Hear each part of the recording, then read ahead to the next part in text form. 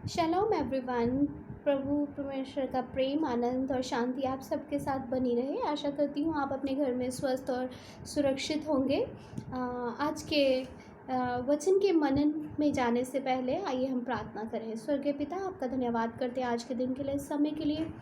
इस समय को अपने नाम में मस्ता कीजिए, मेरे मुख को अपनी महिमा के लिए इस्तेमाल कीजिए। हर सुनने वाले और देखने वाले हृदय से बातचीत कीजिए। प्रभु यीशु मसीह के नाम से मांगते हैं, आमीन। इस वचन में जाने से पहले मैं आपको एक कहानी बताना चाहती हूँ। एक राजा था, उसने एक भोज तैयार किया। उसने अपनी प्रजा के सारे लोगों को बुलाया और उन्हें भोज खिलाया। और उसने अपनी भोज में हर तरह की वस्तुएं बनाई जो उसकी प्रजा के लोग खाते थे, और वहाँ के लोगों में जो प्रचलित था सब कुछ बनाया। एक आदमी आया, वो एक कोने में लग के खड़ा था और राजा ने उससे पूछा कि तू क्यों नहीं खा रहा। तो उसने बोला, यदि वो होती तो मज़ा ही आ जाता। तो राजा बोलता, ऐसा क्या है जो मैंने नहीं बनाया। तो हो सकता है आप भी सोच रहे हो, वो होती तो मज़ा ही आ जाता। ऐसी क्या चीज़ थी जो उसने अपने भोज में नहीं बनाई। लेकिन उसने जब पूछा तो उसने बोला, राजा यदि भूख होती तो मज़ा ही आ जाता। आज मैं आपसे ये कहना चाहती हूँ कि आपके अंदर यदि भूख है परमेश्वर के वचन को पाने की, तो सचमुच आप इस वचन के द्वारा तृप्त होंगे। क्योंकि आपके सामने कोई भी क्यों ना बैठा हो, आप हो सकता है आप मुझसे ज़्यादा ज्ञानी हो, आप मुझसे ज़्यादा पढ़े लिखे हो, आप वचन का ज्ञान अच्छे से जानते हो, मेरे से ज़्यादा प्रभु के साथ आपका अनुभव हो। लेकिन यदि आपके जीवन में भूख और प्यास है, परमेश्वर किसी के द्वारा भी आपसे बातचीत कर सकता है। आइए हम आज के वचन के मनन में के लिए आइए हम एक आयत को पढ़ेंगे, श्रेष्ठ गीत उसका 2 अध्याय, उसकी 3 आयत, जिसमें इस प्रकार लिखा है, जैसे सेब का वृक्ष जंगल के वृक्षों के बीच में, वैसे ही मेरा प्रेमी जवानों के बीच में। सचमुच ये वचन जब आप पढ़ो तो कई बार समझ नहीं आता हमें। लेकिन एक गीत जो मेरे पापा ने मुझे सिखाया जब हम छोटे होते थे, हम इस गीत को गाते थे। लेकिन जब मैंने अपने पापा से इस वचन के बारे में सुना तो उस गीत के मायने मेरे लिए बदल गए। हो सकता है ये जब आप इस गीत को सुनेंगे, मेरे साथ गाएंगे, तो आपको इस वचन के मायने ये समझ आएंगे। वो इस प्रकार है, जंगली दरख्तों के दरमियान एक सेब के पेड़ के समान नजर आता है मुझे ऐ मसीह, सारे संतों के बीच में तू। हम करूं तेरी है प्रभु, अपने जीवन भरे जंगल के सफर में गाऊं शुक्र गुजारी से मैं, गाऊं शुक्र गुजारी से मैं। ये जो श्रेष्ठ गीत है, जो सुलेमान के द्वारा जो लिखा गया, इसमें परमेश्वर और उसकी कलीसिया के बीच में जो संबंध है उसको दर्शाया गया है। और कलीसिया जो है परमेश्वर की दुल्हन के रूप में दिखाई गई है, और दुल्हा प्रभु यीशु मसीह को दिखाया गया है। और यहाँ पर वो बताती है कि जब मेरी परिस्थिति कुछ ऐसी थी कि मुझे लग रहा था मैं जंगल में हूँ, जंगल मतलब परेशानी में हूँ, मुझे कोई आशा नहीं है, मैं थकी हुई हूँ। जब पूरे जंगल में घूमने के बावजूद मैं बहुत थक गई हूँ, घबरा गई हूँ, तब मुझे सेब को पेड़ के देख के राहत मिली है। उसने आगे लिखा है, मैं उसकी छाया में हर्षित होकर बैठ गई और उसका फल मुझे खाने में मीठा लगा। जब आपके जीवन में भूख होगी तो चाहे आपके आगे दाल सब्जी भी क्यों, दाल चावल ही क्यों ना हो, वो भी आपको अच्छे लगेंगे। यदि भूख नहीं होगी तो चाहे हमारे आगे मीट भी पड़ा हो, मांस भी पड़ा हो, तब भी हमें खाने का मज़ा नहीं आता। सचमुच जब हम थकावट में होते हैं, जब हम परेशानी में होते हैं, तब परमेश्वर बड़ी तसल्ली के साथ हमें छूते हैं और हमें राहत देते हैं। यहाँ पर जो सेब का पेड़ है वो जीवन के वृक्ष को दर्शाता है। और परमेश्वर का पाक वचन हमें कहता है, प्रभु का वचन जब हम यूहन्ना के इंजील में पढ़ते हैं, मार्ग सत्य और जीवन मैं हूँ। जीवन प्रभु यीशु मसीह हैं। ये जीवन हमें जीवन दे सकता है, ये पेड़ हमें जीवन दे सकता है। और सेब का पेड़ का बहुत ही बड़ा उदाहरण है। हमेशा हम अपने घरों में अपने मम्मा पापा से सुनते हैं, अपने टीचर से सुनते हैं, an apple a day keeps the doctor away, कि हर रोज़ एक सेब खाने से हम डॉक्टर से दूर रह सकते हैं। हमारा एक भाई है, वो कहता था कि मैं 2 एप्पल खाऊंगा और मैं हॉस्पिटल से ही दूर रहूँगा। सचमुच इससे हमें आयरन मिलता है, बहुत सारी हमें न्यूट्रिशन मिलते हैं। और जो एप्पल ट्री है उसका भी बहुत बहुत ज़्यादा सिग्निफिकेंट है, बहुत ही महत्वता है। बहुत सारे ये हमें सांस लेने के लिए ऑक्सीजन देता है। इसके पत्ते, इसकी टहनियाँ, इसके फूल, इसके फल हमें क्या करते हैं, आशीषित करते हैं, हम इनसे बहुत कुछ पाते हैं। और इसी पेड़ को प्रभु यीशु मसीह के साथ जोड़ा गया है। और जो प्रभु यीशु मसीह के पास आता है, परमेश्वर उसे छाया देता है। आज हम परमेश्वर के वचन की गहराई एक और थोड़ा सा आगे कुछ और सीखेंगे।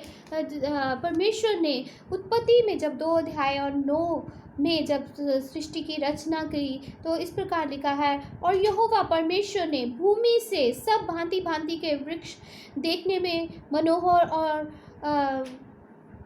और जिनके फल खाने में अच्छे थे उगाए, और वाटिका के बीचों बीच जीवन के वृक्ष को और भले या बुरे के ज्ञान के वृक्ष को भी लगाया। यहाँ पर 2 वृक्ष लगाए गए। ये वही वृक्ष है जिसका जिक्र श्रेष्ठ गीत में सेब के पेड़ के साथ किया गया है। संकेत जो दिया गया है सेब के पेड़ के साथ किया गया, ये वही है जीवन का वृक्ष। वहाँ 2 वृक्ष लगाए गए, एक भले और बुरे के ज्ञान का वृक्ष, एक सेब का पेड़ जो यहाँ पे संकेत किया है जीवन का वृक्ष, वही वहाँ पे जीवन के वृक्ष के रूप में क्या है दिखाया गया है। परमेश्वर ने ये जीवन का वृक्ष अदन की वाटिका में, अदन का जो शब्द है वो उसका जो हिब्रू अर्थ है वो है स्वर्ग। अदन की वाटिका में जो लगाया गया, और आदम और हवा ने जब वहाँ पर परमेश्वर के मना करने के बावजूद इस पेड़ से भले और बुरे के ज्ञान के पेड़ से खाया, तो परमेश्वर ने उन्हें अदन की वाटिका में से निकाल दिया। क्योंकि यदि वो ये खा के फिर जीवन के वृक्ष से खा लेते तो वो हमेशा पाप में जीवित रहते। इसलिए परमेश्वर ने अपने प्रिय पुत्र प्रभु यीशु मसीह को हमारे लिए भेजा।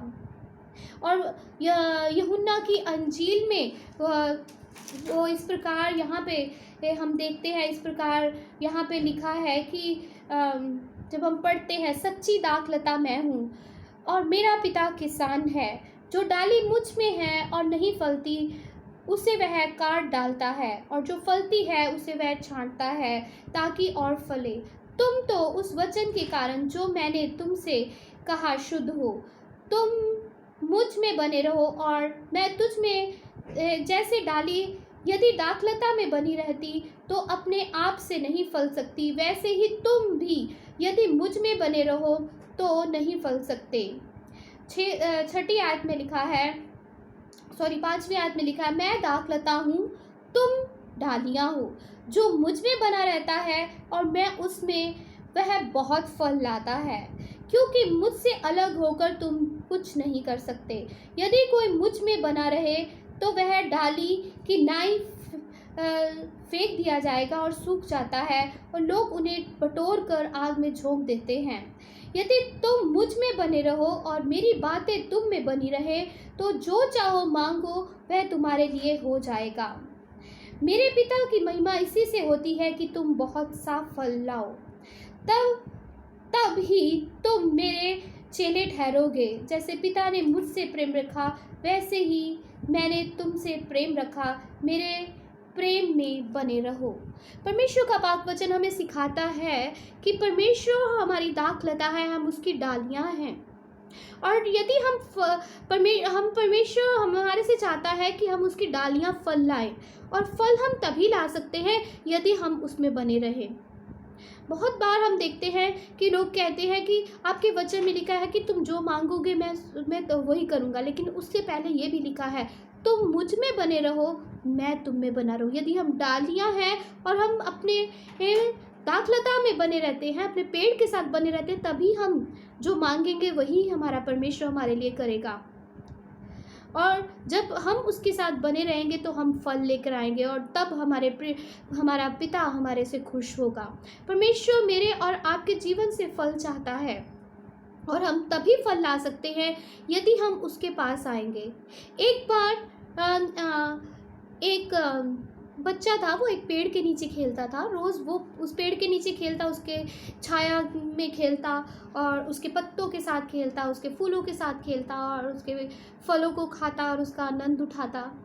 और कुछ बड़ा हुआ तो उसने आना बंद कर दिया। तो जब वो एक दिन गया तो उसने पूछा, सेब के पेड़ ने पूछा कि तू क्यों नहीं आया। उसने बोला कि अब मैं तेरे से खेलने में मुझे रुचि नहीं आती, मैं खिलौनों से खेलना चाहता हूँ। तो पेड़ ने बोला अच्छा ठीक है, ऐसा करो तुम मेरे फल तोड़ लो और उसे बेच कर जो पैसा आए उसके खिलौने ले लेना।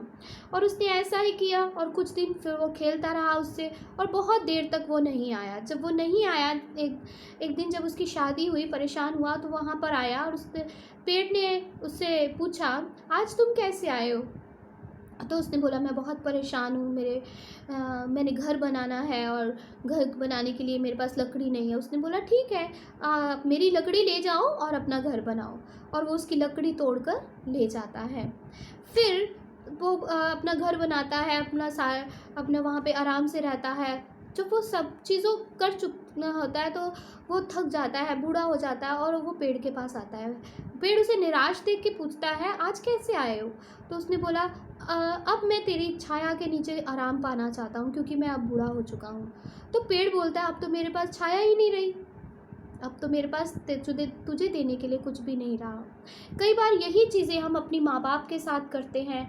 हम उनके प्यार को पाना चाहते हैं, उनके प्यार के बदले में हम उनसे सब कुछ करवा लेते हैं। परमेश्वर से भी हम ऐसे ही करते हैं। परमेश्वर हम तुझसे प्यार करते हैं, आप ये करो, आप ये करो हमारे लिए। परमेश्वर करते भी हैं और परमेश्वर हमें हमारी सारी ज़रूरतों को पूरा करते हैं। लेकिन हम देखते नहीं हैं कि परमेश्वर की भी हमारी ज़रूरत है। परमेश्वर हमसे फल की उम्मीद रखते हैं। परमेश्वर हमसे चाहते हैं कि हम उसकी डालियां हैं, हम उसमें बने रहें।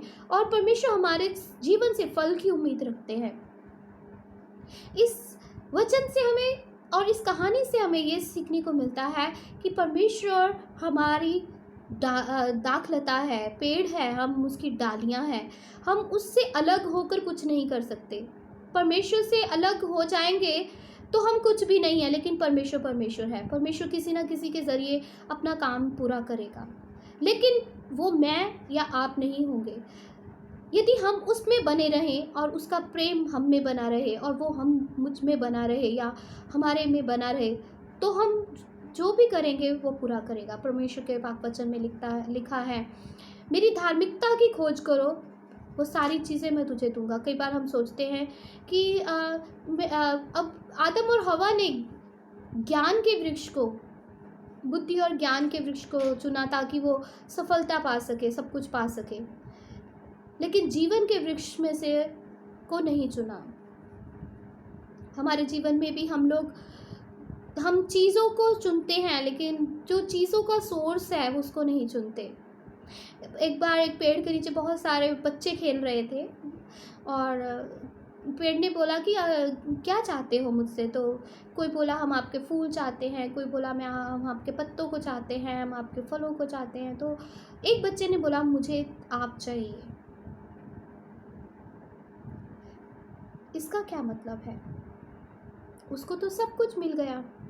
हम चीज़ों के पीछे भागते हैं, लेकिन जो चीज़ों का सोर्स है, जहाँ से सब चीज़ें मिलनी है, वही हमें मिल जाए तो उससे भली वस्तु क्या है?